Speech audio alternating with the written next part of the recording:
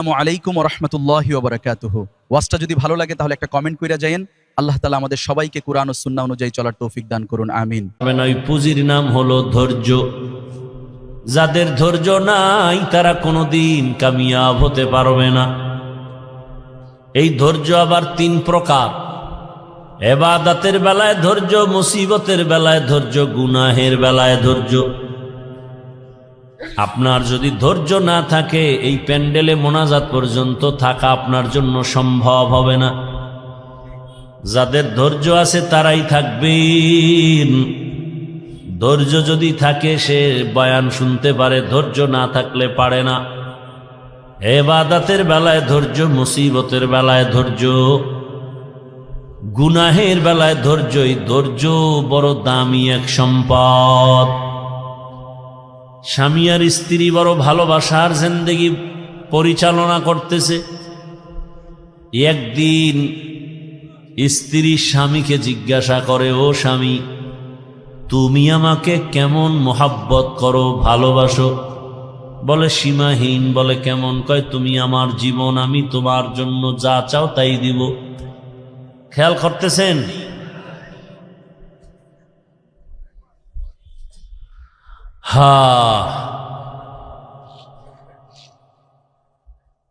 স্ত্রী বলে যা চাইবো তাই দিবা? বলে হ্যাঁ তাই দিব। স্ত্রীও একেবারে সাধারণ মানুষ না, খুব ধর্মের জ্ঞান ট্যান আছে, ধৈর্য আছে। বারবার স্বামীকে বলে যা চাইবো দিবা? দিব, চাওয়া মাত্র দিব। বলে বুঝা খাও? হ্যাঁ বুঝা কইছি। ওয়াদা? বলে ওয়াদা। স্ত্রী পরীক্ষামূলক বলে আমাকে 3 তালাক দিয়া দাও। স্বামীর মাথা ঠিক আছে নি? গরম হয়ে গেছে। বললা কি? কই না ওয়াদা করলা, যা চাইবো তাই দিবা, দাও, তালাক দাও। স্ত্রীর কথা শুই না স্বামী বলে, কল্লা যেতে পারে, তালাক তোমাকে দিব না, কারণ তোমার মতো একটা আবেদা স্ত্রী পেয়ে আমার জীবন বড় ধন্য। দুইজনের মধ্যে একটু বাক বিতণ্ডার সমাধানের জন্য জামানার নবীর দরবারে রওয়ানা। হঠাৎ রাস্তার মাঝে গিয়া স্বামী বেচারা পড়ে গিয়া পাটা ভেঙে গেছে, চিৎকার দেয় বাঁচাও। স্ত্রী হাত ধরে বলে এত কাঁদো কেন? বলে পা ভেঙে গেল। এবার আল্লাহর বান্দি বলে, নবীজির দরবারে যাওয়ার প্রয়োজন নাই, চলো আমরা উল্টা বাড়ির পথে চলো।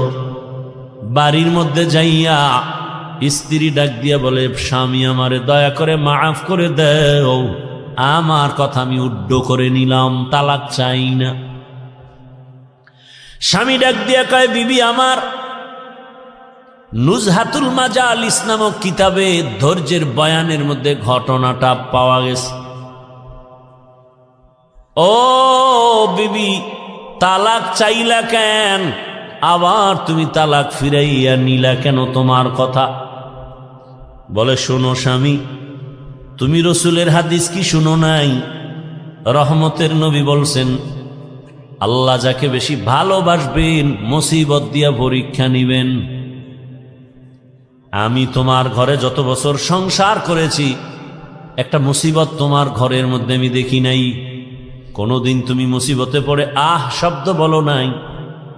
আমি বুঝলাম যেখানে মুসিবত নেই সেখানে রহমত নাই, যেখানে রহমত নাই সেখানে আমিও থাকতে চাই না, তালাক চেয়েছ। হঠাৎ রাস্তার মাঝে গিয়ে তুমি পড়ে গেছো, তোমার পা ভেঙ্গে তুমি চোখের পানি ছেড়ে কান্না করেছ। মুসিবত। আমি বুঝতে পেরেছি রহমত নাজিল হয়েছে। মুসিবত আসছে, যেখানে মুসিবত আছে সেখানে রহমত আছে, আর যেখানে রহমত আছে আমিও সেখানে আছি। या इलाही मुझसे मुझको दूर कर, ताकि देखो मुझ में तुझको एक नजर। या इलाही तू मेरा माबूद है, या इलाही तू मेरा माशूक है। আল্লাহ যাকে বেশি ভালোবাসবেন তাকে মুসিবত দিয়া পরীক্ষা নিবেন। অন্য হাদিসের মধ্যে নবী বলেন, আদ-দুনিয়া সিজনুল মুমিন ওয়া জান্নাতুল কাফির। দুনিয়াটা মুমিনের জন্য জেলখানা, বেঈমানের জন্য শান্তির জায়গা, বালাখানা। যত শান্তি দুনিয়ায়, মুমিন কখনো শান্তি পাবে না। বেঈমান শান্তি পাবে দুনিয়ায়, মরার পরে অশান্তি শুরু হবে, শেষ হবে না। আর মুমিন কষ্ট করবে দুনিয়ায়, মরণ পরে এমন শান্তি শুরু হবে, আর কোনো দিন শেষ হবে না। দুনিয়ায় শান্তি, পরকালে কষ্ট বেঈমানের জন্য। দুনিয়ায় কষ্ট, পরকালে শান্তি মুমিনের জন্য। তবে মুমিন যদি আল্লাহর উপরে ভরসা করে, যদি একটু আখেরাতের লাইনে আগাইতে থাকে, দুনিয়ায় বান্দা সম্মান পাবে, বোনাস। কি সমস্যা ভাইরা আমার? আল্লাহ যাকে বেশি মোহাব্বত করেন তাকে মুসিবত দিয়া পরীক্ষা নেন। এই রকম হাজার উদাহরণ যদি টানি, সারা রাত চলে যাবে। আমার রহমতের নবী, যার কোনো গুনাহ নাই, সন্দেহ করলে ঈমান চলে যাবে। আল্লাহ যাকে স্পেশাল করে বানাইছেন, মুসা নবী আল্লাহর বন্ধু, ঈসা নবী আল্লাহর। এই উঠা বসা করেন কেন? এই না, উঠার ব্যারাম থাকলে ঢুকছেন কেন? বাহিরে দাঁড়ায় দাঁড়ায় বয়ান শুনতেন, বিড়িটাই না আবার আসতেন। এত বুঝানোর পরেও নিজেরও ক্ষতি করেন, উম্মতেরও ক্ষতি করবেন। আপনার দীর্ঘ টাইম বসার অভ্যাস না থাকলে আপনি কেন বসেন ভিতরে? আপনি বাহিরে চেয়ার দিয়ে বসে বসে বয়ান শুনেন। আমি তো শুরুতেই বলছি, আমি বয়ান তো ওই গতানুগতিক ওই বক্তা হিসাবে বয়ান করি না, কলিজার ভালোবাসা দিয়ে বয়ান করি। মুখস্থ বয়ান না, আল্লাহর উপরে ভরসা করে বলতেছি। কি বয়ান করব তা তো আমি রেডি করে আসি নাই। আউযুবিল্লাহ ঢুকছি, জেহেন ঘুরাইছি, কি আয়াতটা পড়ব। এই বছর এই আয়াত দিয়ে বয়ান শুরু করি না, আজকে পড়ে ফেললাম। আজকে এই আয়াতটা নতুন পড়লাম, অন্য বছর এই আয়াতের উপরে অনেক বয়ান করেছি। এরপরে আয়াতের উপরে কি বয়ান হবে তাও তো আমার জানা নেই। একের পর এক কথা আসতেছে আসতেছে আসতেছে। বক্তার এলেমের বাহাদুরিতে বয়ান হয় না, ভালো করে মনে রাখবেন। ছোট ছোট কিছু কথা বলি, মনে রাখবেন। বক্তার আমল আর এলেমের বাহাদুরিতে ওয়াজ হয় না। এর মূল চাবি আল্লাহর রহমত আর অন্তরে, শ্রোতাদের অন্তরের ভালোবাসা, মোহাব্বত। এই দুইটা এক থাকলে বয়ান হয়। আপনারা আমার বয়ান বের করার ফোকাস। এখন ওইটা বুঝাইতে গেলে আরো যাইবে 20 মিনিট। একজন উঠছে, দিছে ব্যাস লাগায়, আমার নজর তো চারোদিকে। কে হাত উঠায়, কে বসে, কে ঘাড় এদিক সেদিক করে, নজর তো দিক চলে যায়। পারি না, আমার এই অভ্যাসই নেই, করবো না বয়ান। আপনারা শুনতে চান না, আমার ঠেকাটা কি? হেদায়েতের মালিক তো কোনো বান্দার হাতে আল্লাহ চাবি দেন নাই, এত পেরেশানি কেন? বৈশেই তো সেই বয়ান করছে। রসুলের মতো ব্যক্তির বয়ানে আবু জাহিল্লা বাচ্চা যদি কালেমা না পড়ে, আমি কে? রসুলের বয়ান, যার চেহারা দেখলে গুনাহ মাফ, সেই রসুলকে টানা 13 বছর দেখার পরে যে বেঈমান কালেমা পড়ে না, আমি কে? আমি তো মানুষই না। বক্তা হয়েছি ঠিক, মাওলানা হয়েছি ঠিক, মানুষ হতে পারি নাই। মানুষ হওয়া ভিন্ন জিনিস। আর রহমান আল্লামাল কুরআন খলাকাল ইনসান, এই বয়ান যেখানে করেছি সেখানে বলেছি মানুষ কাকে বলে। আল্লাহ বলছেন মানুষ কারা? এই মানুষ আল্লাহর কাছে মানুষ না, আল্লাহর দরবারের মানুষগুলো আলাদা। কোন মানুষ? আল্লাহ বলে দিছেন আর রহমান আল্লামাল কুরআন খলাকাল ইনসান। বিস্তারিত এখানে আলোচনা। আল্লাহর কাছে কোন মানুষ জান্নাত পাবে? মাগরিবের পরে বয়ান করছি গোপালগঞ্জের একটা এলাকায়, ভরপুর মানুষ, সেখানে একটা হাদিস বলছি, যেহেতু কথা টানে চলে আসছে 1 মিনিটে শুধু একটু বলতেছি। আবু হুরায়রা রাদিয়াল্লাহু তাআলা আনহু থেকে একটি সহিহ হাদিস বর্ণিত। হাদিসের হাও জানে না, সহি সহেলা এলাফায়। রসুল কোনদিন বলে যান না এই হাদিস সহি, এটা সহি না। এটা বর্ণনাকারী মুহাদ্দিসিনে কেরাম তাদের মতামত। রসুল যদি একটা ছোট্ট বিন্দু কথা বলেন, সেটাও আমার কাছে 7 আসমান 7 জমিন থেকেও দামি। সেই ভালোবাসা থাকতে হবে রসুলের প্রতি। আবু হুরায়রা বলেন, কিয়ামতের দিন 3 জন ব্যক্তি সবার আগে জাহান্নামে ঢুকবে। সবার আগে 3 জন। 3 জন মানে 3 দল। কয় দল? কিন্তু ব্যক্তি হিসাবে উল্লেখ 3 জন। কেমন 3 জন? দুনিয়ার সব জ্ঞানীরা বলবে এরা 3 জন জান্নাত যাবে বিনা হিসাবে, কিন্তু আবু হুরায়রা বলেন রসুল বলেছেন 3 জন সবার আগে জাহান্নামে ঢুকবে। আবু হুরায়রা এই হাদিসটা বলতে গিয়া একজন সাহাবীকে শুনাইতে গিয়া 3 বার বেহুশ হয়ে গেছেন। কয়বার? 3 বার বেহুশ হয়ে গেছেন। সেই 3 ব্যক্তিকে দুনিয়ার জ্ঞানীরা বলে তারা বিনা হিসাবে জান্নাতি, আর আল্লাহ বলবে শিকল লাগায় জাহান্নামে ঢুকা। এর মধ্যে প্রথম ব্যক্তি যুদ্ধের ময়দানের গলা কাটা শহীদ,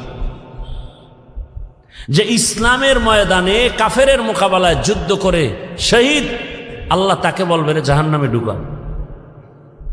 দ্বিতীয় আমার মতো মাওলানা, আল্লাহ বলবে এই মাওলানা দিকে, দুনিয়ার মানুষ তোর বয়ান শুনছে, তোরে এলেম দিছিলাম, কি করছো?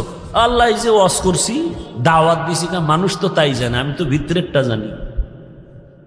মানুষ তো তোর উপরেরটা জানে, আমি তো ভেতরেরটা জানি। তোরে আল্লামা না লেখলে মনে কষ্ট পাইতি, কেউ জানতো না, আমি জানি। কি এই রোগ নাই? নামটা কেন নিচে হয়েছে? এই রোগ আছে। নাম কেন ছোট হলো, বড় হলো না? মনে তোর কষ্ট কেউ জানে না, আমি তোর অন্তরের খবর জানি। আরো কথা বলার সুযোগ নাই। আল্লাহ বলবে এই জাহান্নামের ফেরেশতা ধর এই মাওলানারে, জাহান্নামের ভেতরে ঢুকা।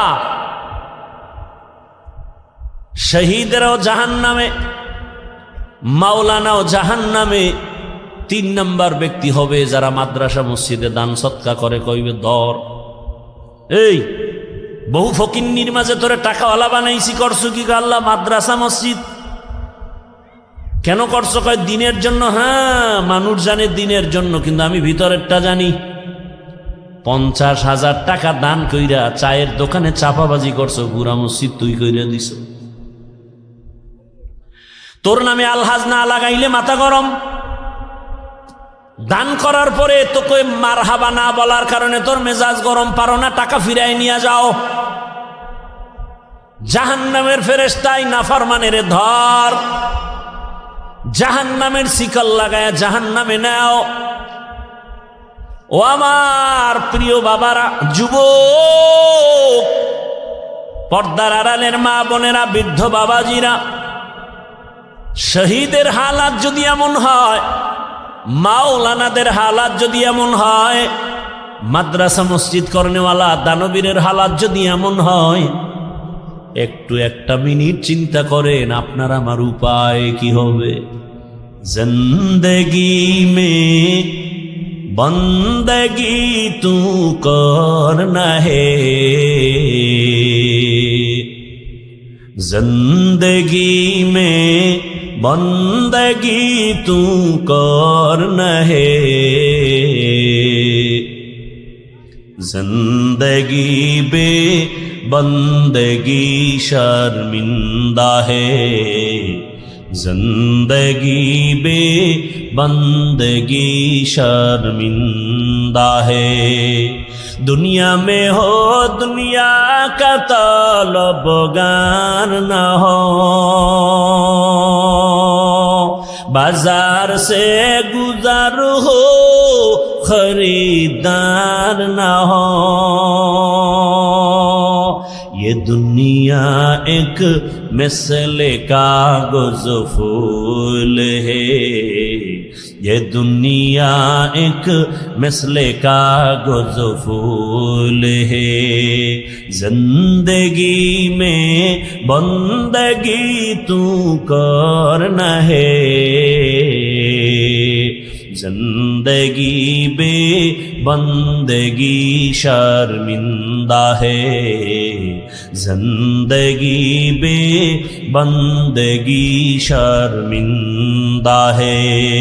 जिंदगी में बंदगी कुन बंदगी, बंदगी बे जिंदगी शर्मिंदगी।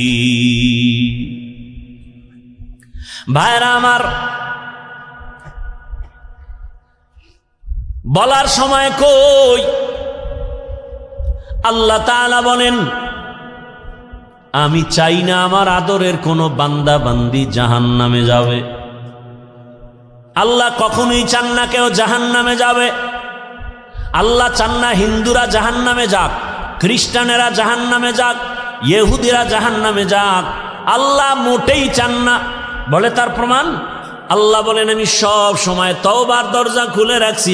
আয় কুল ইয়া ইবাদিয়াল্লাযীনা আসরাফু আলা আনফুসিহিম লা তাকনাতু মির রাহমাতিল্লাহ ইন্নাল্লাহা ইয়াগফিরুয যুনুবা জামিআ ইন্নাহু হুয়াল গফুরুর রাহিম।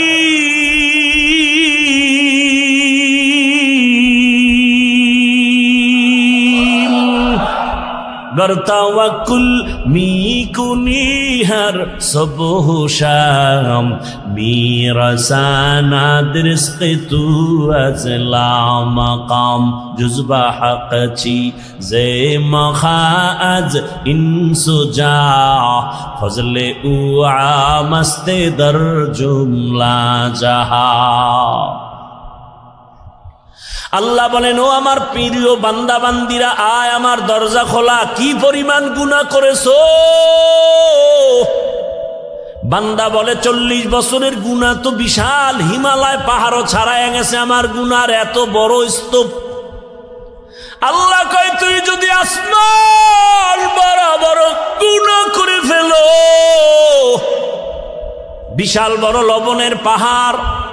কিসের পাহাড়? লবণের বিশাল বিশাল বড় পাহাড়। যত বড় বড় লবণের পাহাড়, একটু যদি সমুদ্রের পানি ধাক্কা লাগায়, লবণের পাহাড় বিলীন হতে কয় হাজার বছর লাগবে? বলছি না সত্য কথা, জবাব দিয়েন ভালো করে। কয় মাস? মুহূর্তের মধ্যে সমুদ্রের পানির ধাক্কায় লবণের পাহাড় যেমন বিশাল পাহাড়। কোন কাজের লোকেরা যদি বলি তোমরা 500,000 মানুষ কাজ করে লবণের পাহাড়, এখান থেকে তুমি তাড়াতাড়ি সাতক্ষীরায় নিয়ে যাও, সময় লাগবে নি? বুঝে না, অনেক সময়। কিন্তু সমুদ্রের একটা পানির বাড়ি মারলে মুহূর্তে বিলীন হয়ে যাবে। আল্লাহ কয়, রে গোলাম, কি পরিমাণ গুনাহ করেছো, কয় পাহাড় বানাইছো। দুনিয়ার আসমান বড় বড় যদি গুনার পাহাড় বানাও, আমার রহমতের পানির বাড়ির সাথে সাথে তো গুনার পাহাড় চুরমার হয়ে যাবে। আতিনা ফি দারে দুনিয়া না হাসান, আতিনা ফি দারে উকবা না হাসান, ইয়া গিয়াসাল মুস্তাগীসিন ইহদিনা লফতিখারা বিল উলুমে ওয়াল গিনা। হর গরিদে নেক তু তৈয়ার হে, जो न मांगे उससे तू बेजार है। আল্লাহ তাআলা বারবার ডাকেন, আসো, তওবার দরজা খুলে দিলাম, আসো। এজন্যই তো আল্লাহ পাক আয়াতে বলেন, ও মুমিন সাহায্য প্রার্থনা করো। আল্লাহ পাক মুমিনকে বলছেন, কোন বেঈমানকে বলেন না কেন? এর সংক্ষিপ্ত জবাব হলো, জান্নাত শুধু মুমিন পাবে, কোনো বেঈমান কখনো জান্নাত পাবে না। জান্নাত কারা পাবে? মুমিন, কোনো বেঈমান পাবে না। কিন্তু একটু আগেই কিন্তু আমি বলছি, আল্লাহ চান না কোনো বান্দা বান্দি জাহান্নামে যাবে। এই হলো এক কথা। আর এক কথা কি, জমিনে যত মানুষ আসছে নাই আসবে সবার নামে জান্নাতে আলাদা আলাদা বাড়ি নাম লেখা বরাদ্দ করা। নমরুদ নামে একটা জান্নাত আছে, জান্নাতে ঘর আছে আলাদা। ফেরাউনের নামে জান্নাতে ঘর আলাদা। বেশ্যা তাসনিমার নামেও জান্নাতে ঘর আলাদা। এক কথায় দুনিয়ার সব মানুষের নামে নামে নামে নামে জান্নাতে ঘর, কিন্তু কোনো বেঈমান জান্নাত পাবে না। এ কথাও সত্য। আল্লাহ কাউকে জান্নাত জাহান্নামে দিতে চান না, তাও সত্য। তাহলে বেঈমানরা না পাইল, ওদের জান্নাত বানানো যে নির্ধারিত করা আছে, জান্নাত কি হবে? ফেরাউনের জান্নাত কোথায় যাবে? নমরুদের জান্নাত। আল্লাহ বলেন, যারা আমার মুমিন, আমার ইবাদত যথার্থ করবে, আমি আল্লাহর নামের জান্নাত তো দিবই, বেঈমানের বানানো জান্নাত আমি আমার আদরের মুমিনদের বোনাস দিয়ে দিব। या इलाही तू मेरा माबूद है, या इलाही तू मेरा माशूक है। ভাইরা আমার,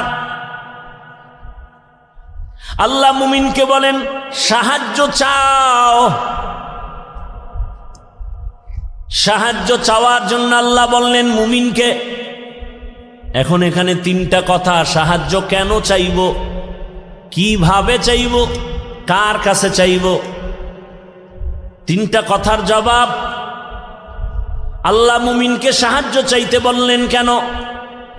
বলে দুনিয়াতে কেউ কারো সাহায্য ছাড়া জমিনে চলতে পারে না। দুনিয়ার কেউ সাহায্য ছাড়া চলতে পারে না। এতগুলো মানুষ আপনারা বসে আছেন আমার বয়ান শোনার জন্য। আমি কি পরিপূর্ণ মানুষ? কয় না। এখানে আসা পর্যন্ত আমার গাড়ি লাগছে, গাড়ি টেনে আনছে আমার ড্রাইভার। গাড়ি যদি একটু নষ্ট হয় আমার আসতে ঝামেলা, আবার ড্রাইভার থাকলেও হবে না, পাম্পে গিয়া ওখান থেকে তেল নিতে হবে। পাম্পের যারা বসা আছে ওরা সব বেশিরভাগ মূর্খ, তেমন শিক্ষিত টাইটেল নিয়ে ওখানে বসে নেই। আমি যদি বলি আমি এত বড় বক্তা, তোর মতো মূর্খের থেকে তেল নিব না, কয় তাই তুই মর। কারণ আমাগো গরিবের কাছে আসবি না, তোর গাড়ির মধ্যে জীবনে তেল যাবে না। আল্লাহ কোনো মানুষকে স্বয়ং সম্পূর্ণ বানান নাই। আল্লাহ সাহায্য চাইতে বললেন কেন? আল্লাহ তার এক জবাব দিয়া কোরআনে বলেন, ওয়া খুলিকাল ইনসানু যায়ীফা। আমি মানুষকে বড় দুর্বল করে বানাইছি, মানুষের মতো দুর্বল কোনো প্রাণী বানাই নেই। মানুষ এত দুর্বল, পিপিলিকার কাছেও দুর্বল।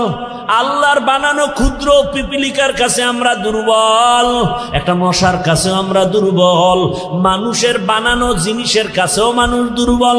2 টাকা দামের একটা বেলেট বানাইছে মানুষ, ওই বেলেটের কাছেও সব মানুষ দুর্বল।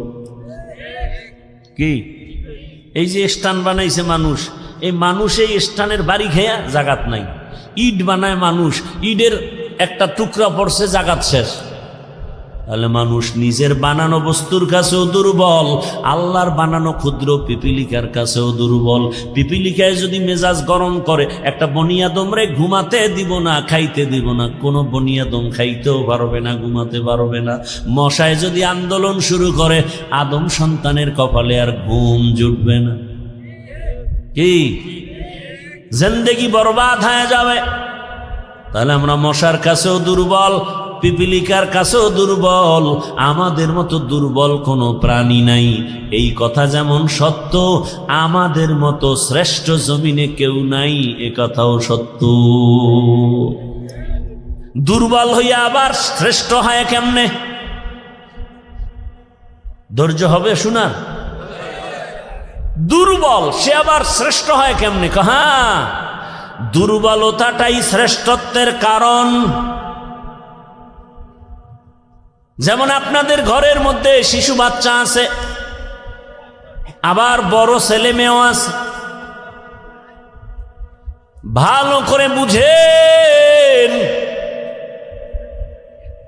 ঘরের মধ্যে আপনার শিশু বাচ্চা অনেক দুর্বল, হাঁটতেও ভালো করে পারে না।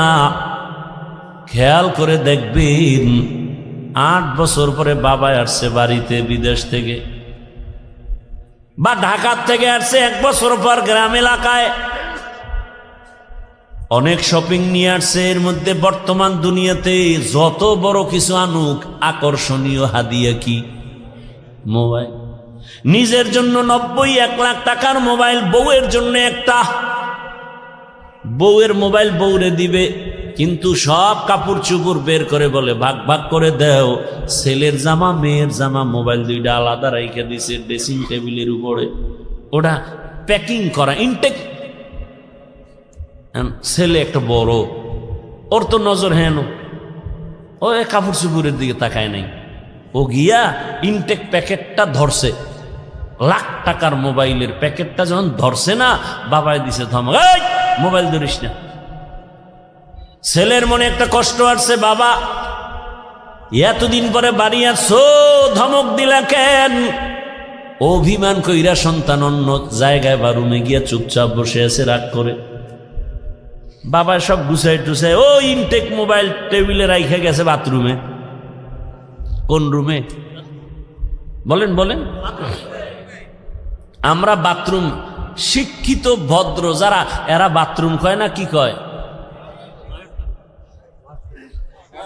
ওয়াশরুম। ওয়াশ কয়নি? বাথরুমে ওয়াশ করা চূড়ান্তভাবে উচিত না, কারণ বাথরুম হলো জিন শয়তানের আড্ডাখানা। বাথরুম কখনো ওয়াশরুম হতে পারে না।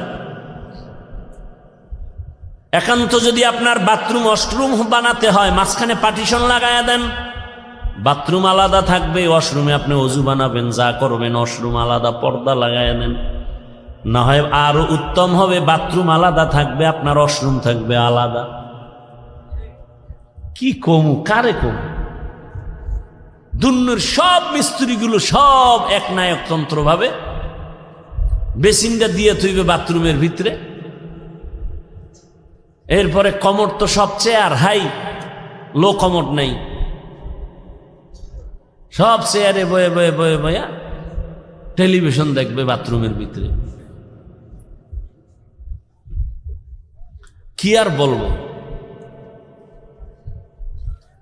ওয়াশরুম নয়, বাথরুম তো বাথরুম, সেটা ওয়াশরুম হয় কিভাবে? আমাদের অনেক ওলামায়ে কেরামের বিরুদ্ধাচরণ করেন, উচিত না। বাথরুমে খালি পায়ে যাওয়া যাবে না, খালি মাথায় যাওয়া যাবে না, তো অ্যাক্সিডেন্ট হবে, দুর্ঘটনা হবে, কারণ জিনের আড্ডাখানা প্রত্যেকটা বাথরুম। খুব খেয়াল করিয়েন, ওলামায়ে কেরাম থাকলে ভুল হলে ধরায় দিয়েন, জায়গায় দাঁড়ায় যাবেন। কিন্তু আপনি ওয়াশরুমে যদি খালি পায়ে যান, খালি মাথায় যান, বাধা নাই, বাথরুমে যাওয়া নিষেধ, খালি পায়ে যাওয়া যাবে না। এবং সেখানে ঢুকতে কিন্তু নিয়ম আছে, বাম পা দিয়া ঢুকবা, ডান পা দিয়া বের হওয়া। ওয়াশরুমের এই কিন্তু নিয়ম নাই। যাক, অনেক কথা। কি কথার থেকে এখানে আনছি? নো, এর আগের কথা কি?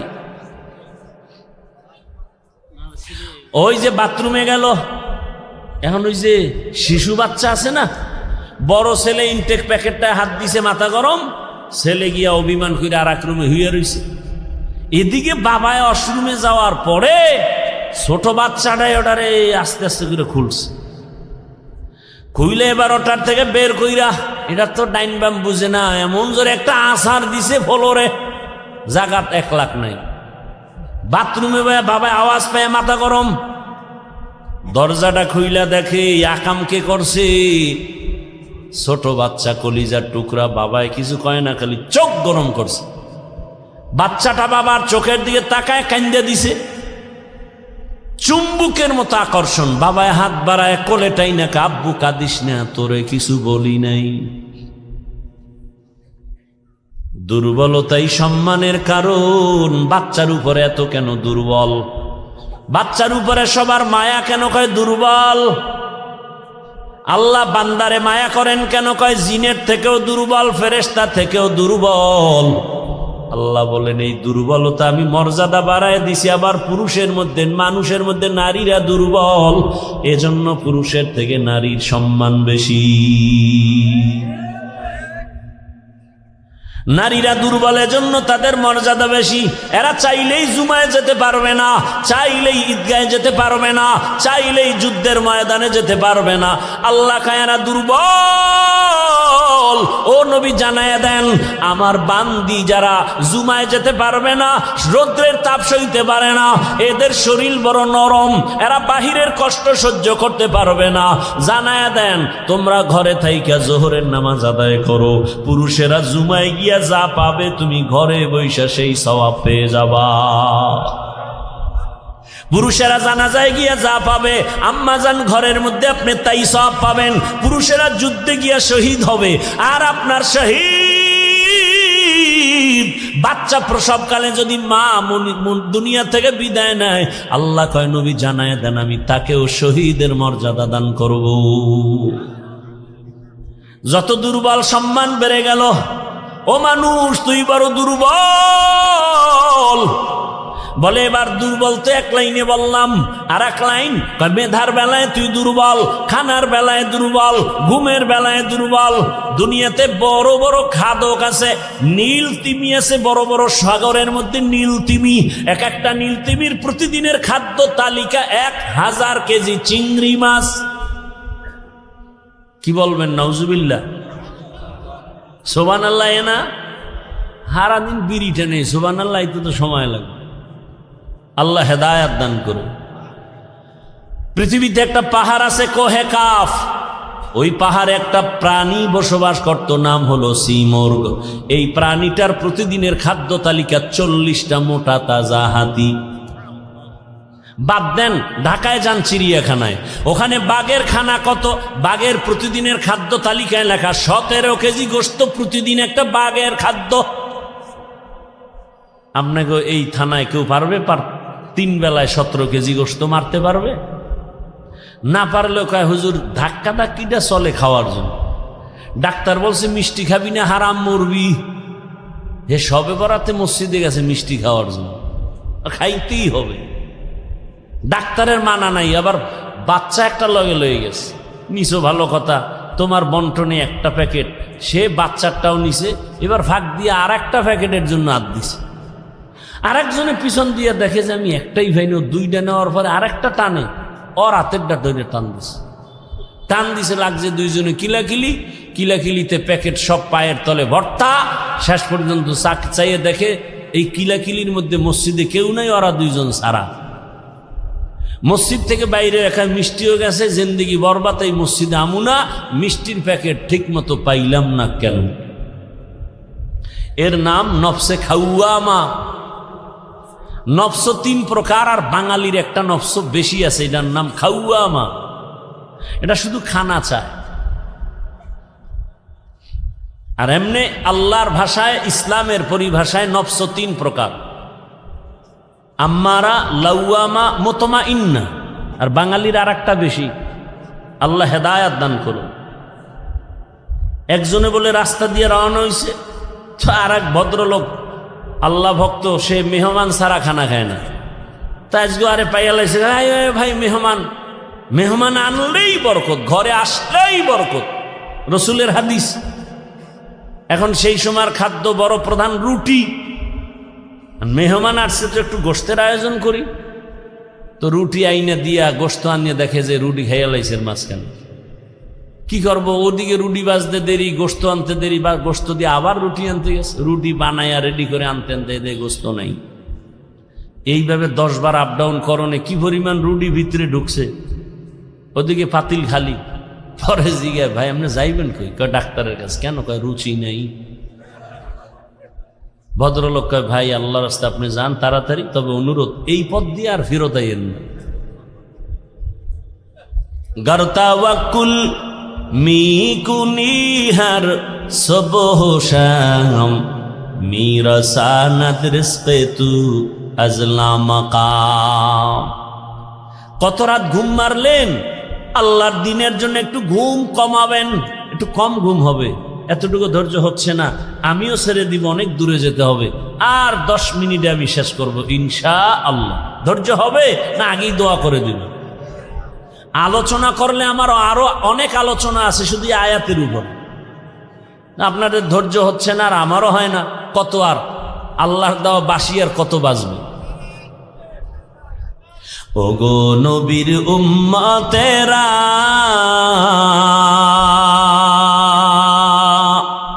হয়ে আজি দিশাহারা,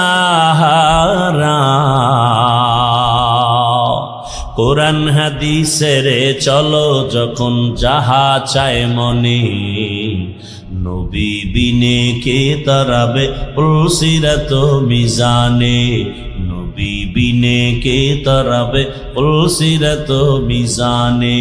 উম্মতের কান্ডারি নবী,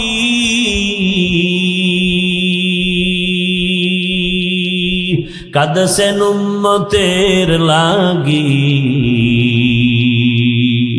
এখনো কাঁদেন নবীজি শুয়ে মদিনার পানে, নবী বিনে কে তারাবে পুলসিরাত মিজানে, নবী বিনে কে তারাবে পুলসিরাত মিজানে।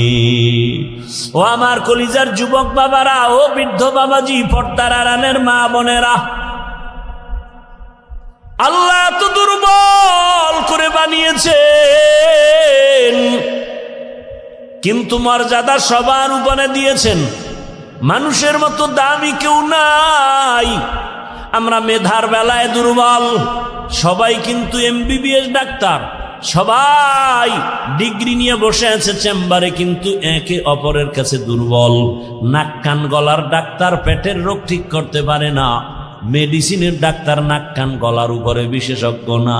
আল্লাহ এক একজনের এক এক সাইড আগায় দিছে, এক সাইড দুর্বল রাখছে, জানো, অহংকারী করার সুযোগ না পাও। আমি কোরআনের বয়ান করি, কিন্তু ফতুয়ার কাজ আমার না। ফতুয়া দেওয়ার বেলা আমি মুফতি সাহেবের কাছে দুর্বল। দেখছেননি কারবার?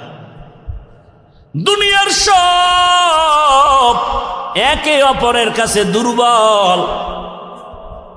আল্লাহ এত দুর্বলতা দিয়ে বানাইলেন, এদিকে দুনিয়ার জমিনে যে আমি জান্নাতের পথে আগাবো, দুনিয়ার জমিনটাও বড় ভেজালওয়ালা দুর্বল। চতুর্দিকে গুনাহ গুনাহ আগাইতে পারি না। আবার আমার পেছনে 3 দল শয়তান আমারে আটকানোর চেষ্টা করে, মানুষ শয়তান, জিন শয়তান, নফস শয়তান। এত কিছুর মধ্যে আমি কিভাবে আগাবো? সাহায্য না নিলে চলবে না, সাহায্য ছাড়া চলবে না। এখন ফাইনাল হয়ে গেল সাহায্য লাগবেই, এ কথা আমরা ফাইনাল, ঠিক নাকি? আপনি পারবেন সাহায্য ছাড়া? আপনার টাকা আছে কোটি কোটি, কিন্তু মাছওয়ালার কাছে টাকা না দিলে ঘরে মাছ আসবে না। এই জমিনে গরিবরা যদি গোশত না কাটতো, বড় লোকের কপালে কোনোদিন গোশতের খানা পেটে যেত না। নদীর মধ্যে গরিবেরা গিয়া কি পরিমাণ কষ্ট করে মাছ ধরে, ওই গরিব যদি আমাকে মাছ এনে না দিত তো আমার কপালে মাছ আসতো না। আল্লাহ তাআলা দুর্বল বানায় রাখছেন। এবার সাহায্য চাবো, এটাই ফাইনাল। তবে কার কাছে সাহায্য চাবো বুঝেননি? কার কাছে চাবো? সবাই বলবে আল্লাহর কাছে। এর মিথ্যা কথা বলবেন বসে বসে। আল্লাহর কাছে সাহায্য চাইতেই হবে। যদি আপনার 100 বিশ্বাস আর বাস্তবায়ন করতেন, এ জমিনে কোনো NGO সুদখোর কোনো কারবারি থাকতো না। 30-40 বছর আগে জমিন থেকে সব NGO দূর হতো, সুদের কারবার চলতো না। বরং এমন জমানায় আমরা আসছি, যতই বয়ান করি ঘরে ঘরে সুদ, সুদ না হইলে তার চায়ের দোকানও চলে না। এলাকার কোন গরিব বড় লোকের কাছে গিয়ে খায়, জনাব আমারে 5000 টাকা ধার দেন, সামনে ঈদ আসছে, বাচ্চাদের কাপড় কিনবো। বড় লোক কয় নাই নাই নাই নাই নাই। কানে কানে গিয়ে কয় সুদে দিবেননি? কয় 1 লাখের বেশি লাগলেও দিব। আছে না নাই?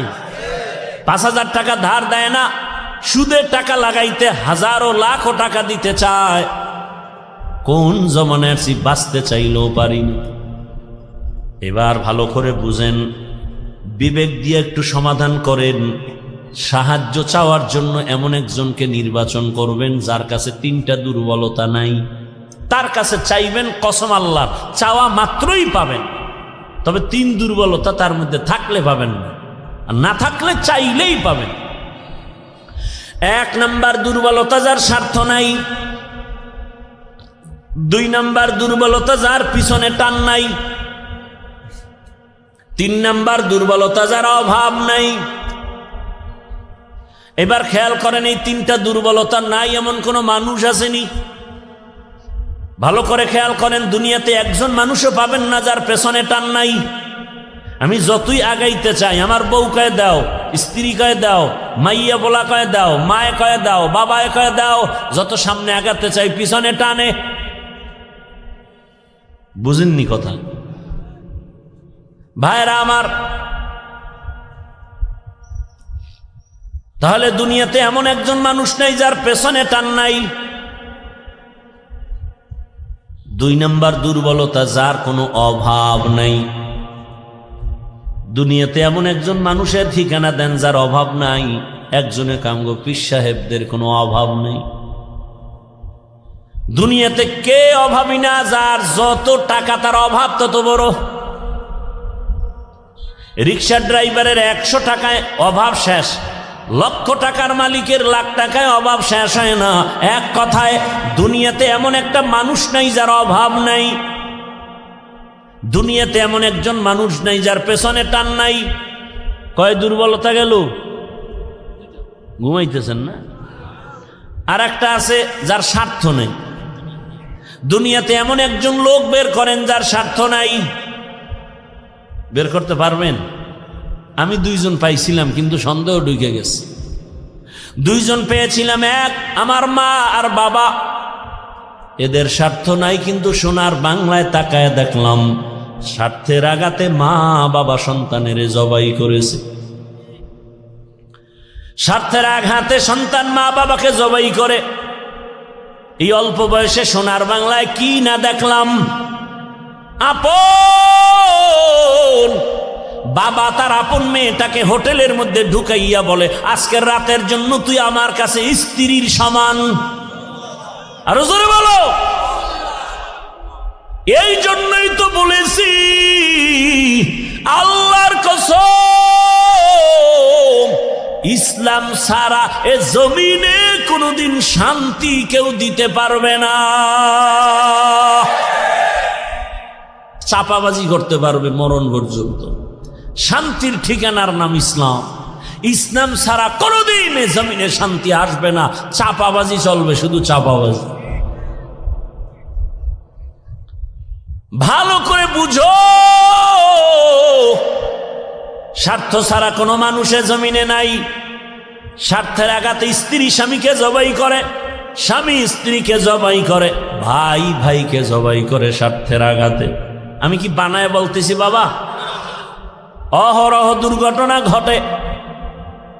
এইবার হিসাব শেষ, গোড়ায় হিসাব করে দেখবেন একজন পাওয়া যায় যার পেছনে টান নাই, অভাব নাই, স্বার্থ নাই। তিনি কে? তিনি কে?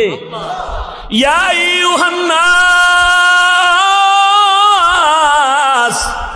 আনতুমুল ফুকারাউ ইলাল্লাহ ওয়াল্লাহু হুয়াল গানিয়্যুল হামিদ।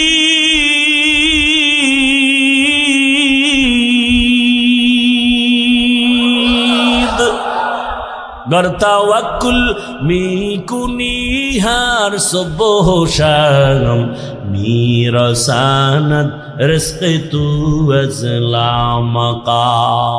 স্বার্থ নাই। আল্লাহ কয়, দুনিয়ার মানুষ তোরা সবাই ফকির, আমি আল্লাহ একা ধনী। তবে আমি শুধু ধনী না, আমি প্রশংসিত ধনী। দুনিয়ার ধনীদের বদনাম আছে না নাই?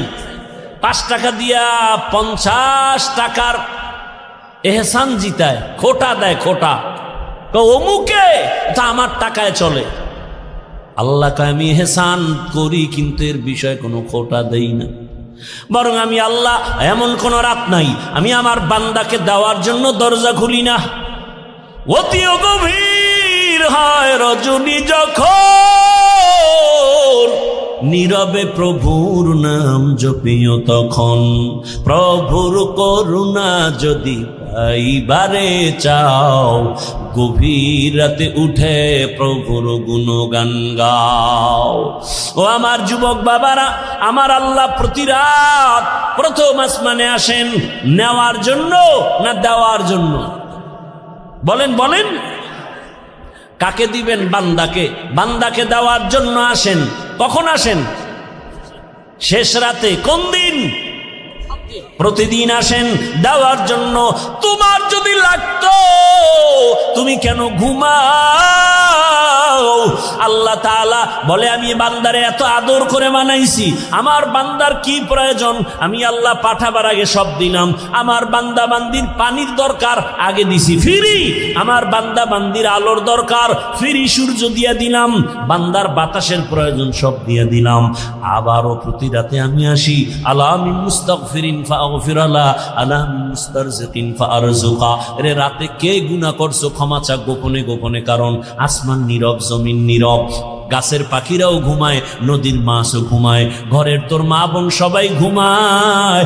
এখন রাস্তা ক্লিয়ার, কেউ শুনবে না। গোপনে সুন্দর করে ওযু বানাইয়া যায় নামাজ বিছাইয়া কলিজা ভরে যদি ডাক দাও ইয়া আল্লাহ, আমি আল্লাহ তো তোর মোহাব্বতের জন্যই প্রথম আসমানে তাজাল্লি দিয়ে দিলাম, চাইতে দেরি আমি আল্লাহ তোকে দিতেও দেরি করব না।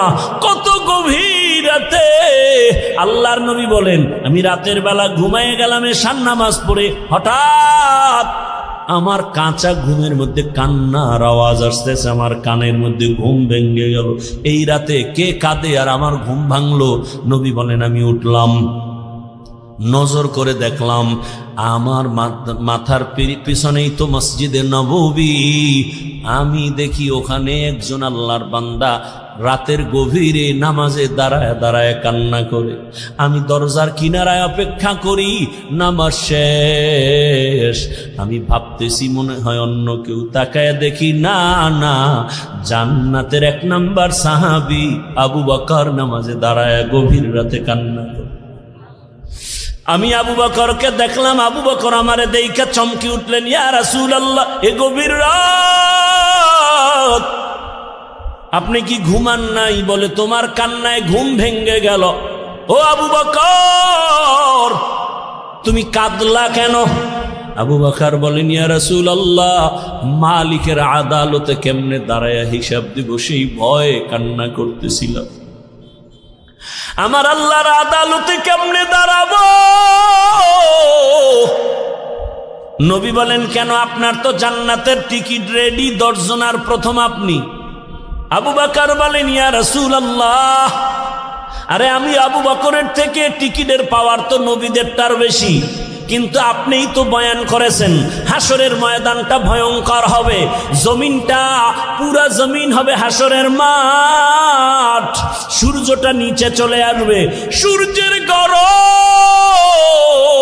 মাটির জমিন তামা হয়ে যাবে, ওদিকে জাহান্নামের চিৎকারের আওয়াজ, জাহান্নাম চিল্লায় বলবে হে মালিক বেনামাজি গুলো কই, গুনাহগার গুলো আমার পেটের মধ্যে দাও, আমার পেটের মধ্যে ক্ষুধা। নবী আপনিই তো ভয়ঙ্কর হালাতের কথা বলছেন, জাহান্নামের চিৎকারে হাসরের ময়দানটা থরথর করে কেঁপে উঠবে। এমনকি আমার আল্লাহ রাগ হয়ে আওয়াজ দিবেন লিমানিল মুলকুল ইয়াউম লিল্লাহিল ওয়াহিদিল কাহ্হার। এত কঠিন আওয়াজ হবে, হাসরের ময়দানটা থরথর করে কাঁপতে থাকবে। ও নবী আপনিই বয়ান করেছেন এত কঠিন হালাত, নারী আর পুরুষ সব উলঙ্গ দাঁড়াবে হাসরের মাঠে। আম্মা জান আয়েশা বলেন নবী মানুষ কি লজ্জা পাবে না? কয় ওরে আয়েশা জানো না, এমন ভয়ঙ্কর হালাত হবে একজনের দিকে আর একজন তাকাবারও হুঁশ হবে না। এমন কঠিন অবস্থায় আল্লাহর নবীরা পর্যন্ত কান্না শুরু করবেন। আদম নবী কান্না করবেন, ঈসা নবী কান্না করবেন, ইব্রাহিম নবীর কান্না, মুসা নবীর কান্না, দাউদ পয়গম্বরের কান্না, নূহ পয়গম্বরের কান্না চলবে। নিজের উপায় নাই, কি উপায় হবে সেই চিন্তা, উম্মতের চিন্তা নাই। ইয়া রাসূলুল্লাহ, এক পর্যায়ে আল্লাহ আবার একটা কঠিন আওয়াজ দিবেন, ওয়ামতাজুল ইয়াউমা আইয়ুহাল মুজরিমুন। আল্লাহ একটা গায়বী আওয়াজ দিয়ে বলবেন, ও গুনাহগারেরা, ও বেনামাজিরা, ও বেপরদাওয়ালারা, যারা কোরআন হাদিস মানো নাই, আলেম ওলামা মানো নাই, নবী রাসূল মানো নাই, আজকে আমার নেককারদের থেকে তোরা আলাদা হইয়া যা, নেককারদের থেকে আলাদা হ। গুনাহগারেরা ভয়ে আলাদা হবে না। আল্লাহ বলবে, আমি কুদরতি ভাবে বাছনি দিব, বাঁচতে গিয়া যখন ধরে ফেলবো, ওই গুনাহগারগুলো বাতাসের মতো উড়িয়া উড়িয়া জাহান্নামের রাস্তায় পড়বে। আর আল্লাহ বলবেন, ও আমার নেকামুলওয়ালা, ও পর্দাওয়ালা নামাজি, সূর্যের গরম মাথায় লাগাইস না, আরশে আজিমের নিচে গিয়ে অপেক্ষা কর, রহমতের নবীর সাথে তোমরা সব জান্নাতে যাইবা। আর যারা গুনাহগার বেনামাজি, এদেরকে জাহান্নামের পথে দাঁড় করাইয়া আল্লাহ বলবে, ও ফেরেশতারা, লাইনে দাঁড় করাও, আর আমি বাম হাতে আমলনামা দিব। ও রহমতের নবী, আল্লাহ যদি আমি আবু বকরকে ডাইকা বলে, আবু বকর আমার জান্নাত পাইয়া কি নিয়ে আসছো বলো, আমি যদি বলি আল্লাহ তোমার জান্নাতের মোহাব্বতে তোমাকে পাওয়ার জন্য নামাজ রোজা তেলাওয়াত জিকির নিয়ে আসছি, আল্লাহ যদি বলে আবু বকর আমি যেইভাবে নামাজ চাইছি ওইভাবে হক আদায় করে নামাজ আদায় করো নাই, আমি যেইভাবে রোজা চাইছি ওইভাবে হক আদায় করে তুমি রোজা আদায় করো নাই, তোমার আমল আমার কাছে পছন্দ হয় নাই, সাথে সাথে আমার উপরে জাহান্নামের অর্ডার জারি হয়ে যাবে। ওই সময় আমি আবু বকরের কি উপায় হবে? চোখের পানি ছেড়ে কান্না করি, ও পয়গম্বর দোয়া করবেন আল্লাহর আদালতে যেন নাজাতের রাস্তা খুলিয়া যায়। ও আমার যুবক বাবারা, বৃদ্ধ বাবাজিরা, পর্দার আড়ালের মা বোনেরা, আমি যে এত কষ্ট করে আপনাদের যত বয়ান শুনাইছি, আমি একবারও কিন্তু বলি নাই মাদ্রাসায় আসো, স্কুল ছেড়ে দাও, কলেজ ছেড়ে দাও, না, বরং তুমি কলেজে পড়ো, স্কুলে পড়ো, দাবি নাই। তুমি ডাক্তার হও, ইঞ্জিনিয়ার হও, প্রফেসর হও, এসপি হও, ডিসি হও, এমপি মন্ত্রী যাই হও না কেন, অনুরোধ করি বাবা, তোমার মতো কত যুবক স্কুল কলেজে পড়িয়াও নামাজ ছাড়ে না, দাড়ি কাটে না। নিজের বিবেকটাকে জিজ্ঞাসা করো, তোমার কপাল কেন খারাপ, তুমি পারো না কেন? তোমার মতো কত যুবক রাস্তায় গাড়ি চালায়, 5 বেলার নামাজ পড়ে নাই, বলো তুমি কেন পারবা না? তোমার মতো যুবক র্যাব, আর্মি, পুলিশ, বিডিআর এর চাকরি করে নামাজ পড়ে, তুমি কেন পারো না? তোমার মতো যুবক তাকায় দেখো, নদীর মধ্যে মাছ ধরে নামাজ পড়ে, কৃষি কাজ করে নামাজ পড়ে। নিজেকে জিজ্ঞাসা করো, তোমার কপালে কার বরদোয়া লাগছে? মা বাবার, নাকি শিক্ষকের, নাকি উলামায়ে কেরামের? না হয় তোমার মতো যুবক যদি দুনিয়ার সব লাইনে চাকরি করে, ব্যবসা করে, নামাজ পড়ে, তুমি পারো না কেন? ও পর্দার আড়ালের আম্মা জানেরা, আপনার মতো কত মা এই এলাকায় এখনো খুঁজলে পাওয়া যায়, বেপর্দায় চলে না, নামাজ ছাড়ে না, মোবাইলে সময় নষ্ট করে না। ও আম্মা জানেরা, বোনেরা, মনটা কি চায় না একজন আদর্শমান ডাক্তারের মা হয়ে যাবেন? আপনার সন্তানের ব্যবহারে শিক্ষকরাও দোয়া করবে, আপনার সন্তানের আচরণে আলেম ওলামাও দোয়া করবে, আপনার সন্তান ডাক্তারি করবে, নামাজ পড়বে, কোরআন তেলাওয়াত করে আপনাদের জন্য দোয়া করবে। এরে আম্মা জান, যদি এমন চান আপনাকে আদর্শবান হতে হবে, আর জমিনে রহমতের নবীর আদর্শ থেকে সুন্দর আদর্শ আর নাই। ও আল্লাহর বান্দারা, ও আমার যুবক বাবারা, মা বোনেরা, বৃদ্ধ বাবাজিরা, তওবার দরজা খোলা, আল্লাহর কাছে তওবা করেন, সাহায্য চান, নামাজের মাধ্যমে, ধৈর্যের মাধ্যমে আল্লাহকে মনে মনে ডাক দেন। ও যুবক বাবা, জীবনে তো দাড়ি কম কাটো নাই, বেপরদায় কম চলো নাই, এখনো কি তোমার মনের শখ মিটে নাই রে বাবা? কয়দিন আর হায়াত পাইবা জানা নাই, আর কবে গুনাহ থেকে তওবা করবা জানা নাই। অন্তর যদি ভালো হয়, যদি তওবার নিয়ত থাকে, মনে মনে আমার আল্লাহকে ডাকো, আর বলো, হে আল্লাহ, জীবনে কত হাতের দ্বারা গুনাহ করলাম, জবানের দ্বারা গুনাহ করেছি, চোখের দ্বারা গুনাহ করেছি। ও আল্লাহ, আমার মতো যুবক জেনারেল লাইনে থাকিয়া যদি নামাজ পড়ে, আমি কেন পারবো না? আল্লাহ তুমি বুঝি বেজার হয়ে গেছো, আজকে থেকে তওবা করতেছি, মরিয়া গেল আর নামাজ ছাড়বো না, দাড়ি কাটবো না, বেপরদায় চলবো না, মা বাবার দোয়া নিয়া, শিক্ষকের দোয়া নিয়া, ওলামায়ে কেরামের পরামর্শ নিয়া, রসুলের আদর্শ মেনে চলবো। আর আলেমদের মোহাব্বত অন্তরে নেও, কারণ এই ওলামায়ে কেরাম তোমার জন্য চোখের পানি ছেড়ে আল্লাহর কাছে দোয়া করে, গোটা উম্মতের হেদায়াতের জন্য দোয়া করে। আরে এত কষ্ট করে লেখাপড়া করে এই মাদ্রাসার সন্তানগুলো, খোঁজ নিয়ে দেখবা রাতের বেলা ঘুমায় না, ভোর রাতে উঠিয়া মাওলার কোরআন তেলাওয়াত করে, নামাজ পড়ে, দোয়া করে। এলাকায় শান্তি দাও, অসুস্থ রুগীদের সুস্থ বানাও। ওই ওলামায়ে কেরামের দোয়া নিয়ে চলিও রে যুবক। আর ওলামায়ে কেরাম যেখানে তৈরি হয় ওদিকে তোমার অন্তরটা নরম রাখিয়া পারলে সহযোগিতা করিও। আর আল্লাহকে বলিও, আল্লাহ আলেম হইতে পারি নাই, একজন আলেমের সহযোগী হতে চাই, একটু সহযোগিতাও করিও। আল্লাহর মোহাব্বতে কোরআনওয়ালাদের সহযোগিতা করা, জীবন তোমার দুনিয়াতেও কামিয়াব হবে, পরকালেও কামিয়াব হবে। খবরদার এমন অন্তর যেন না হয় যে কোরআনওয়ালাও হতে পারলো না, কোরআনওয়ালাদের খেদমত। ওয়ালানাবলুওয়ান্নাকুম বিশাইইম মিনাল খাউফি ওয়াল জুই ওয়া নাকসিম মিনাল আমওয়ালি ওয়াল আনফুসি ওয়াস সামারাত ওয়া বাশশিরিস সাবিরিন।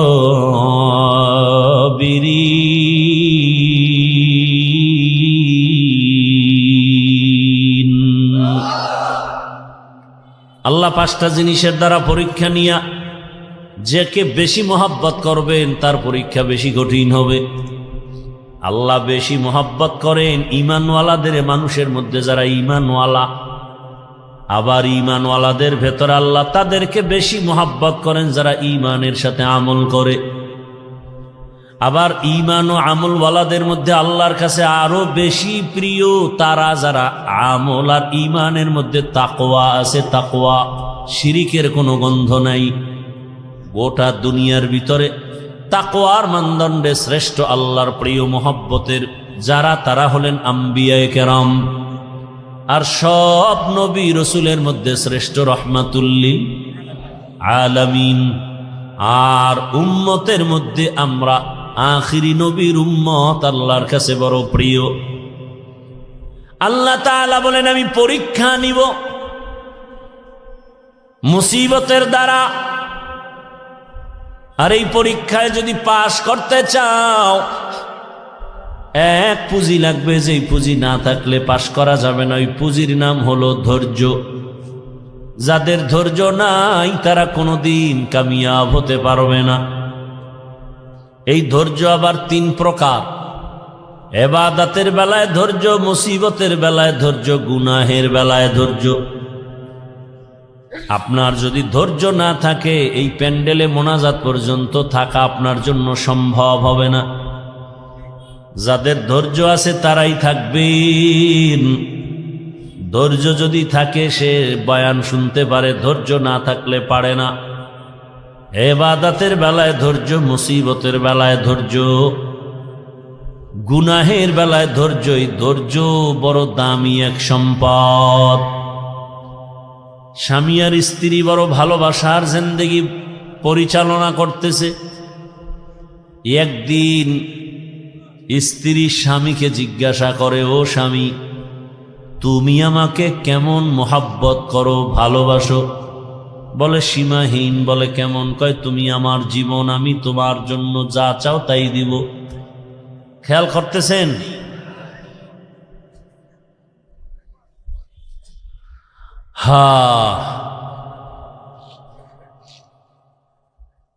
স্ত্রী বলে, যা চাইব তাই দিবা?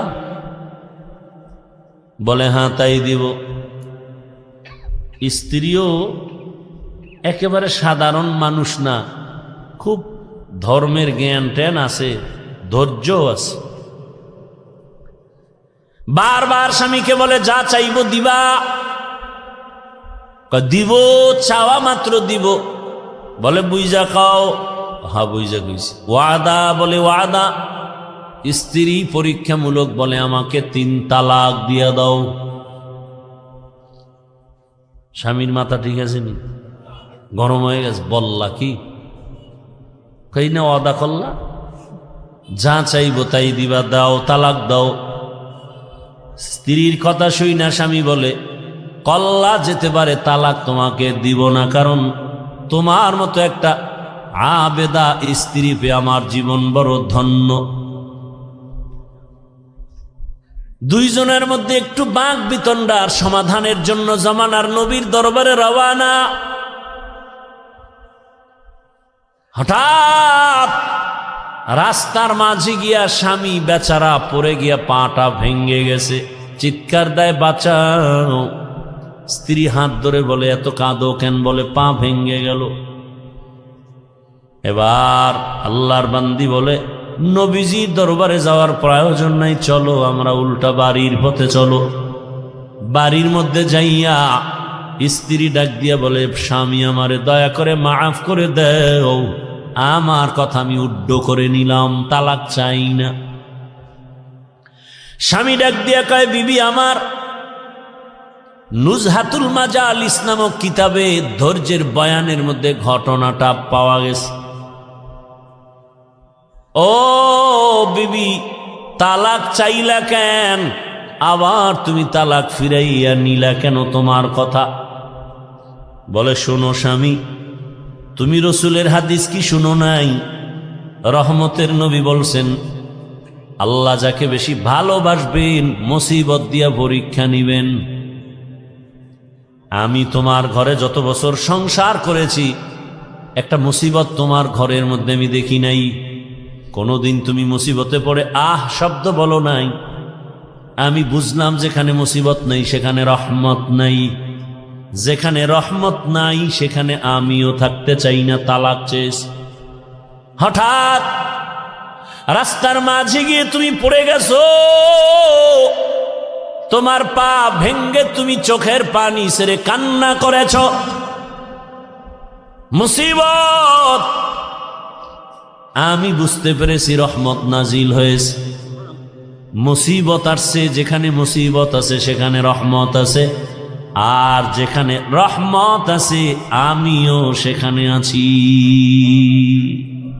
या इलाही मुझसे मुझको दूर कर, ताकि देखो मुझ में तुझको एक नजर। या इलाही तू मेरा माबूद है, या इलाही तू मेरा माशूक है। আল্লাহ যাকে বেশি ভালোবাসবেন তাকে মুসিবত দিয়া পরীক্ষা নিবেন। অন্য হাদিসের মধ্যে নবী বলেন আদ-দুনিয়া সিজনুল মুমিন ওয়া জান্নাতুল কাফির। দুনিয়াটা মুমিনের জন্য জেলখানা, বেঈমানের জন্য শান্তির জায়গা, বালাখানা। যত শান্তি দুনিয়ায় মুমিন কখনো শান্তি পাবে না, বেঈমান শান্তি পাবে দুনিয়ায়, মরার পরে অশান্তি শুরু হবে, শেষ হবে না। আর মুমিন কষ্ট করবে দুনিয়ায়, মরণ পরে এমন শান্তি শুরু হবে আর কোনোদিন শেষ হবে না। দুনিয়ায় শান্তি, পরকালে কষ্ট বেঈমানের জন্য। দুনিয়ায় কষ্ট, পরকালে শান্তি মুমিনের জন্য। তবে মুমিন যদি আল্লাহর উপরে ভরসা করে, যদি একটু আখেরাতের লাইনে আগাইতে থাকে, দুনিয়ায় বান্দা সম্মান পাবে, বোনাস। কি সমস্যা ভাইরা আমার? আল্লাহ যাকে বেশি মোহাব্বত করেন তাকে মুসিবত দিয়া পরীক্ষা নেন। এই রকম হাজার উদাহরণ যদি টানি সারা রাত চলে যাবে। আমার রহমতের নবী, যার কোনো গুনাহ নাই, সন্দেহ করলে ঈমান চলে যাবে। আল্লাহ যাকে স্পেশাল করে বানাইছেন, মুসা নবী আল্লাহর বন্ধু, ঈসা নবী আল্লাহর। এই উঠা বসা করেন কেন? এই না, উঠার ব্যারাম থাকলে ঢুকছেন কেন? বাহিরে দাঁড়ায় দাঁড়ায় বয়ান শুনতেন, বিড়িটাই না আবার আসতেন। এত বুঝানোর পরেও নিজেরও ক্ষতি করেন, উম্মতেরও ক্ষতি করবেন। আপনার দীর্ঘ টাইম বসার অভ্যাস না থাকলে আপনি কেন বসেন ভিতরে? আপনি বাহিরে চেয়ার দিয়ে বসে বসে বয়ান শুনেন। আমি তো শুরুতেই বলছি, আমি বয়ান তো ওই গতানুগতিক ওই বক্তা হিসাবে বয়ান করি না, কলিজার ভালোবাসা দিয়ে বয়ান করি। মুখস্থ বয়ান না, আল্লাহর উপরে ভরসা করে বলতেছি। কি বয়ান করব তা তো আমি রেডি করে আসি নাই। আউজুবিল্লাহ ঢুকছি, জেহেন ঘুরাইছি, কি আয়াতটা পড়ব। এই বছর এই আয়াত দিয়ে বয়ান শুরু করি না, আজকে পড়ে ফেললাম। আজকে এই আয়াতটা নতুন পড়লাম। অন্য বছর এই আয়াতের উপরে অনেক বয়ান করেছি। এরপরে আয়াতের উপরে কি বয়ান হবে তাও তো আমার জানা নেই। একের পর এক কথা আসতেছে আসতেছে আসতেছে। বক্তার এলেমের বাহাদুরিতে বয়ান হয় না, ভালো করে মনে রাখবেন। ছোট ছোট কিছু কথা বলি মনে রাখবেন। বক্তার আমল আর এলেমের বাহাদুরিতে ওয়াজ হয় না। এর মূল চাবি আল্লাহর রহমত আর অন্তরে শ্রোতাদের অন্তরের ভালোবাসা, মোহব্বত। এই দুইটা এক থাকলে বয়ান হয়। আপনারা আমার বয়ান বের করার ফোকাস। এখন ওইটা বুঝাইতে গেলে আরো যাইবে 20 মিনিট। একজন উঠছে, দিছে ব্যাস লাগায়, আমার নজর তো চারোদিকে। কে হাত উঠায়, কে বসে, কে ঘাড় এদিক সেদিক করে, নজর তো দিক চলে যায়। পারি না, আমার এই অভ্যাসই নেই, করবো না বয়ান। আপনারা শুনতে চান না, আমার ঠেকাটা কি? হেদায়েতের মালিক তো কোনো বান্দার হাতে আল্লাহ চাবি দেন নাই, এত পেরেশানি কেন? বৈশেই তো সেই বয়ান করছে। রসুলের মতো ব্যক্তির বয়ানে আবু জাহিল্লা বাচ্চা যদি কালেমা না পড়ে, আমি কে? রসুলের বয়ান, যার চেহারা দেখলে গুনাহ মাফ,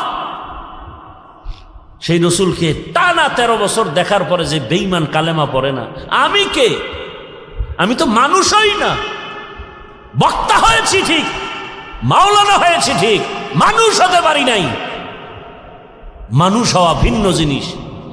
আর রহমান আল্লামাল কুরআন খলাকাল ইনসান, এই বয়ান যেখানে করেছি সেখানে বলেছি মানুষ কাকে বলে। আল্লাহ বলছেন মানুষ কারা? এই মানুষ আল্লাহর কাছে মানুষ না, আল্লাহর দরবারের মানুষগুলো আলাদা। কোন মানুষ? আল্লাহ বলে দিছেন আর রহমান আল্লামাল কুরআন খলাকাল ইনসান। বিস্তারিত এখানে আলোচনা। আল্লাহর কাছে কোন মানুষ জান্নাত পাবে? মাগরিবের পরে বয়ান করছি গোপালগঞ্জের একটা এলাকায়, ভরপুর মানুষ। সেখানে একটা হাদিস বলছি, যেহেতু কথা টানে চলে আসছে 1 মিনিটে শুধু একটু বলতেছি। আবু হুরায়রা রাদিয়াল্লাহু তাআলা আনহু থেকে একটি সহিহ হাদিস বর্ণিত। হাদিসের হাও জানে না, সহি সহেলা এলাফায়। রসুল কোনদিন বলে যান না এই হাদিস সহি, এটা সহি না। এটা বর্ণনাকারী মুহাদ্দিসিনে কেরাম তাদের মতামত। রসুল যদি একটা ছোট্ট বিন্দু কথা বলেন, সেটাও আমার কাছে 7 আসমান 7 জমিন থেকেও দামি। সেই ভালোবাসা থাকতে হবে রসুলের প্রতি। আবু হুরায়রা বলেন, কিয়ামতের দিন 3 জন ব্যক্তি সবার আগে জাহান্নামে ঢুকবে। সবার আগে 3 জন। 3 জন মানে 3 দল। কয় দল? কিন্তু ব্যক্তি হিসাবে উল্লেখ 3 জন। কেমন 3 জন? দুনিয়ার সব জ্ঞানীরা বলবে এরা 3 জন জান্নাত যাবে বিনা হিসাবে। কিন্তু আবু হুরায়রা বলেন, রসুল বলেছেন 3 জন সবার আগে জাহান্নামে ঢুকবে। আবু হুরায়রা এই হাদিসটা বলতে গিয়া একজন সাহাবীকে শুনাইতে গিয়া 3 বার বেহুশ হয়ে গেছেন। কয়বার? 3 বার বেহুশ হয়ে গেছেন। সেই 3 ব্যক্তিকে দুনিয়ার জ্ঞানীরা বলে তারা বিনা হিসাবে জান্নাতি, আর আল্লাহ বলবে শিকল লাগায় জাহান্নামে ঢুকা। এর মধ্যে প্রথম ব্যক্তি যুদ্ধের ময়দানের গলা কাটা শহীদ, যে ইসলামের ময়দানে কাফেরের মোকাবেলায় যুদ্ধ করে শহীদ, আল্লাহ তাকে বলবে রে জাহান্নামে ঢুকা। দ্বিতীয় আমার মতো মাওলানা, আল্লাহ বলবে এই মাওলানা দিকে, দুনিয়ার মানুষ তোর বয়ান শুনছে, তোরে এলেম দিছিলাম, কি করছো? আল্লাহ যে ওয়াজ করছি, দাওয়াত দিছি। মানুষ তো তাই জানে, আমি তো ভিতরেরটা জানি। মানুষ তো তোর উপরেরটা জানে, আমি তো ভেতরেরটা জানি। তোরে আল্লামা না লেখলে মনে কষ্ট পাইতি, কেউ জানতো না, আমি জানি। কি এই রোগ নাই? নামটা কেন নিচে হয়েছে? এই রোগ আছে।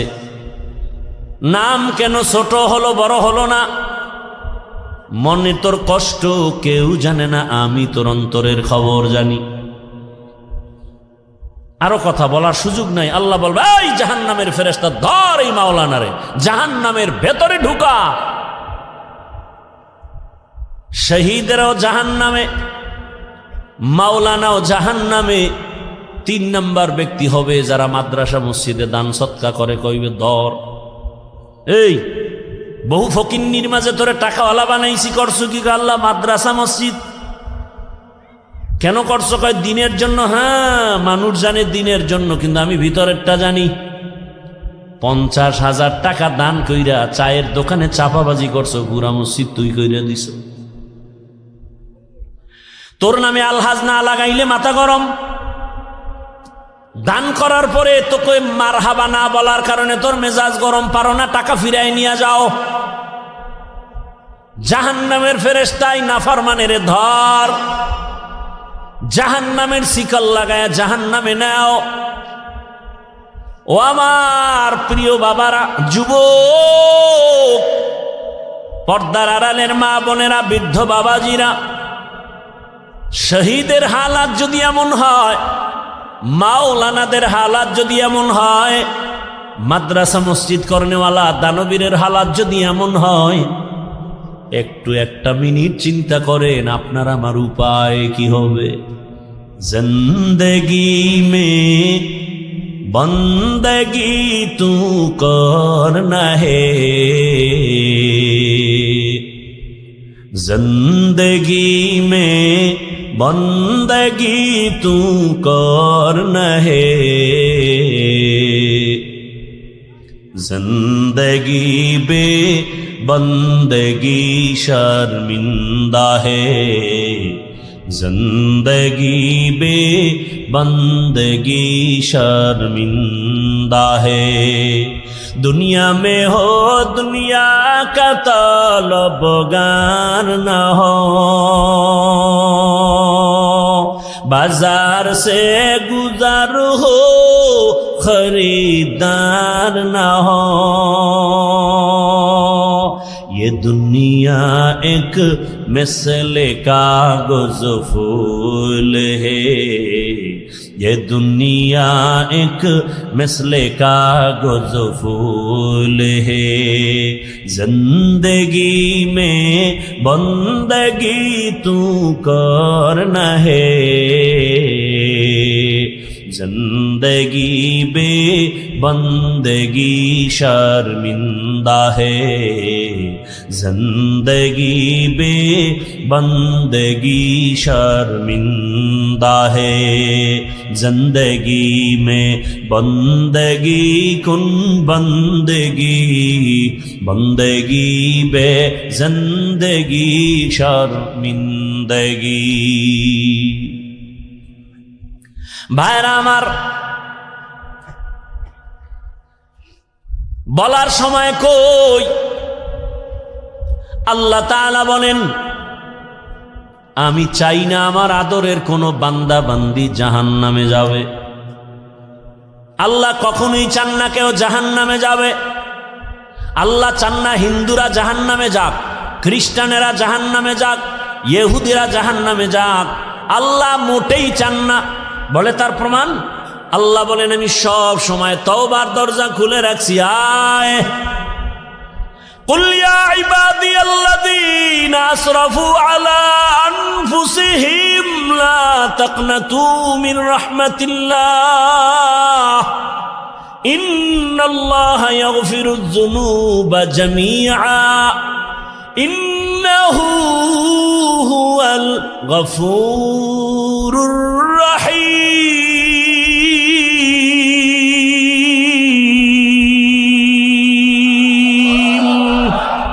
गर तवक्कुल मी कुनी हर सुबह शाम میرساند رزق تو از لامقام جز به حق چی زیم خواهد این سجا فضل او عامست در جمله جهان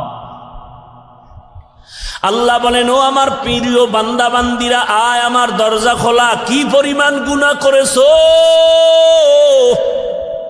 বান্দা বলে 40 বছরের গুনাহ তো বিশাল, হিমালয় পাহাড়ও ছাড়ায় গেছে আমার গুনার এত বড় স্তূপ। আল্লাহ কয়, তুই যদি আসমান বরাবর গুনাহ করে ফেলো, বিশাল বড় লবণের পাহাড়, কিসের পাহাড়? লবণের বিশাল বিশাল বড় পাহাড়, যত বড় বড় লবণের পাহাড়, একটু যদি সমুদ্রের পানি ধাক্কা লাগায়, লবণের পাহাড় বিলীন হতে কয় হাজার বছর লাগবে। বলছি না সত্য কথা, জবাব দিয়েন ভালো করে। কয় মাস? মুহূর্তের মধ্যে সমুদ্রের পানির ধাক্কায় লবণের পাহাড় যেমন বিশাল পাহাড়। কোন কাজের লোকেরা যদি বলি, তোমরা 500,000 মানুষ কাজ করে লবণের পাহাড়, এখান থেকে তুমি তাড়াতাড়ি সাতক্ষীরায় নিয়ে যাও, সময় লাগবে নি? বুঝে না, অনেক সময়। কিন্তু সমুদ্রের একটা পানির বাড়ি মারলে মুহূর্তে বিলীন হয়ে যাবে। আল্লাহ কয়, রে গোলাম, কি পরিমাণ গুনাহ করেছো, কয় পাহাড় বানাইছো। দুনিয়ার আসমান বড় বড় যদি গুনার পাহাড় বানাও, আমার রহমতের পানির বাড়ির সাথে সাথে তো গুনার পাহাড় চুরমার হয়ে যাবে। আতিনা ফি দারে দুনিয়া না হাসান, আতিনা ফি দারে উকবা না হাসান, ইয়া গিয়াসাল মুস্তাগীসিন ইহদিনা লফতিখারা বিল উলুমে ওয়াল গিনা, হর গরিদে নেক তু তৈয়ার হে, जो न मांगे उससे तू बेजार है। আল্লাহ তাআলা বারবার ডাকেন, আসো, তওবার দরজা খুলে দিলাম, আসো। এজন্যই তো আল্লাহ পাক আয়াতে বলেন, ও মুমিন সাহায্য প্রার্থনা করো। আল্লাহ পাক মুমিনকে বলছেন, কোন বেঈমানকে বলেন না কেন? এর সংক্ষিপ্ত জবাব হলো, জান্নাত শুধু মুমিন পাবে, কোনো বেঈমান কখনো জান্নাত পাবে না। জান্নাত কারা পাবে? মুমিন, কোনো বেঈমান পাবে না। কিন্তু একটু আগেই কিন্তু আমি বলছি, আল্লাহ চান না কোনো বান্দা বান্দি জাহান্নামে যাবে। এই হলো এক কথা। আর এক কথা কি, জমিনে যত মানুষ আসছে নাই আসবে, সবার নামে জান্নাতে আলাদা আলাদা বাড়ি নাম লেখা বরাদ্দ করা। নমরুদ নামে একটা জান্নাত আছে, জান্নাতে ঘর আছে আলাদা। ফেরাউনের নামে জান্নাতে ঘর আলাদা।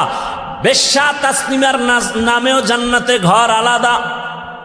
এক কথায় দুনিয়ার সব মানুষের নামে নামে নামে নামে জান্নাতে ঘর, কিন্তু কোনো বেঈমান জান্নাত পাবে না।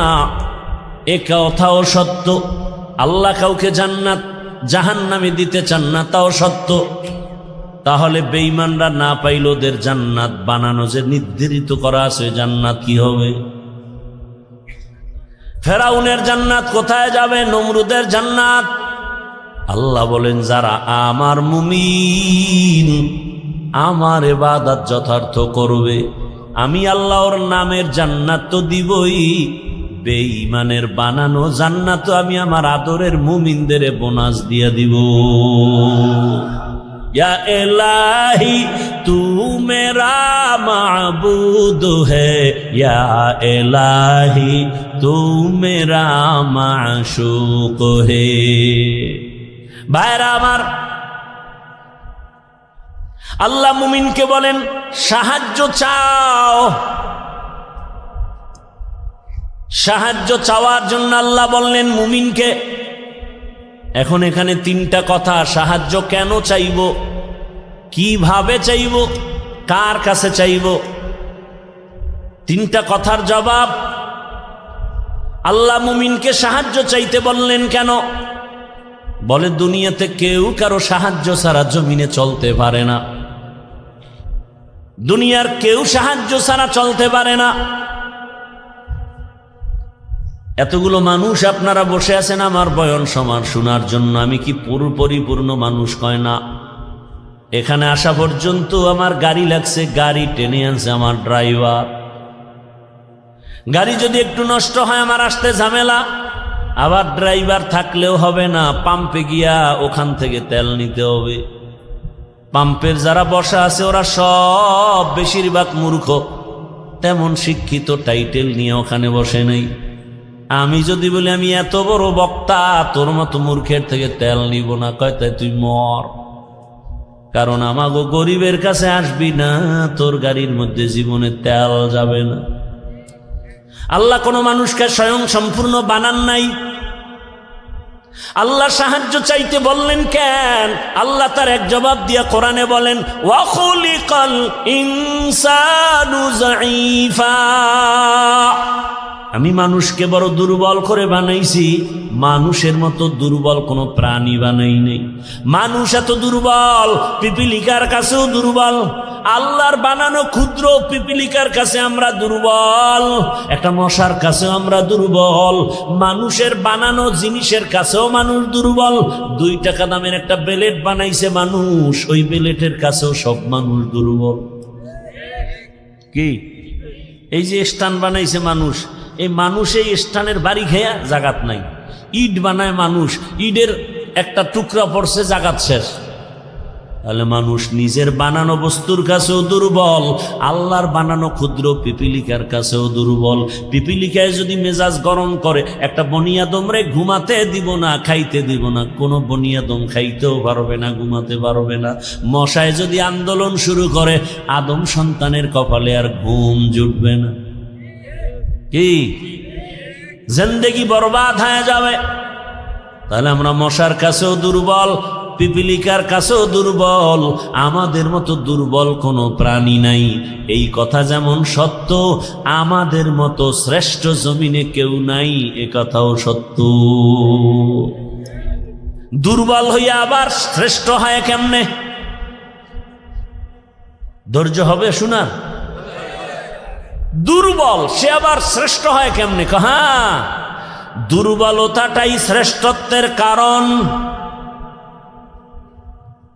যেমন আপনাদের ঘরের মধ্যে শিশু বাচ্চা আছে, আবার বড় ছেলে মেয়েও আছে। ভালো করে বুঝেন, ঘরের মধ্যে আপনার শিশু বাচ্চা অনেক দুর্বল, হাঁটতেও ভালো করে পারে না। খেয়াল করে দেখবেন, 8 বছর পরে বাবা আসছে বাড়িতে বিদেশ থেকে, বা ঢাকার থেকে আসছে 1 বছর পর গ্রাম এলাকায়, অনেক শপিং নিয়ে আসছে। এর মধ্যে বর্তমান দুনিয়াতে যত বড় কিছু আনুক, আকর্ষণীয় হাদিয়া কি? মোবাইল। নিজের জন্য 90-1 লাখ টাকার মোবাইল, বউয়ের জন্য একটা। বউয়ের মোবাইল বউরে দিবে, কিন্তু সব কাপড় চুপড় বের করে বলে ভাগ ভাগ করে দেও। ছেলের জামা মেয়ের জামা মোবাইল 2টা আলাদা রাইখে দিছে ড্রেসিং টেবিলের উপরে, ওটা প্যাকিং করা ইনটেক। ছেলে একটা বড়, ওর তো নজর হেন, ও কাপড় চুপড়ের দিকে তাকায় নাই। ও গিয়া ইনটেক প্যাকেটটা ধরছে, লাখ টাকার মোবাইলের প্যাকেটটা যখন ধরছে না, বাবাই দিছে ধমক, এই মোবাইল ধরিস না। ছেলের মনে একটা কষ্ট আসছে, বাবা এতদিন পরে বাড়ি আসছো, ধমক দিলা কেন? অভিমান কইরা সন্তান অন্য জায়গায় বা রুমে গিয়া চুপচাপ বসে আছে রাগ করে। বাবা সব গুছাই টুছাই ও ইনটেক মোবাইল টেবিলে রাইখে গেছে বাথরুমে। কোন রুমে? বলেন বলেন। আমরা বাথরুম, শিক্ষিত ভদ্র যারা, এরা বাথরুম কয় না, কি কয়? ওয়াশরুম। ওয়াশ কয়নি? বাথরুমে ওয়াশ করা চূড়ান্তভাবে উচিত না, কারণ বাথরুম হলো জিন শয়তানের আড্ডাখানা। বাথরুম কখনো ওয়াশরুম হতে পারে না। একান্ত যদি আপনার বাথরুম ওয়াশরুম বানাতে হয়, মাঝখানে পার্টিশন লাগায়া দেন, বাথরুম আলাদা থাকবে, ওয়াশরুমে আপনি অজু বানাবেন, যা করবেন, ওয়াশরুম আলাদা, পর্দা লাগায়া দেন। না হয় আরো উত্তম হবে, বাথরুম আলাদা থাকবে, আপনার ওয়াশরুম থাকবে আলাদা। কি কমু, কারে কমু? দুনিয়ার সব মিস্ত্রিগুলো সব একনায়কতন্ত্র ভাবে বেসিনটা দিয়ে থইবে বাথরুমের ভিতরে। এরপরে কমর তো সব চেয়ার হাই, লো কমর নাই, সব চেয়ারে বয়ে বয়ে বয়ে বয়া টেলিভিশন দেখবে বাথরুমের ভিতরে। কি আর বলবো? ওয়াশরুম নয়, বাথরুম তো বাথরুম।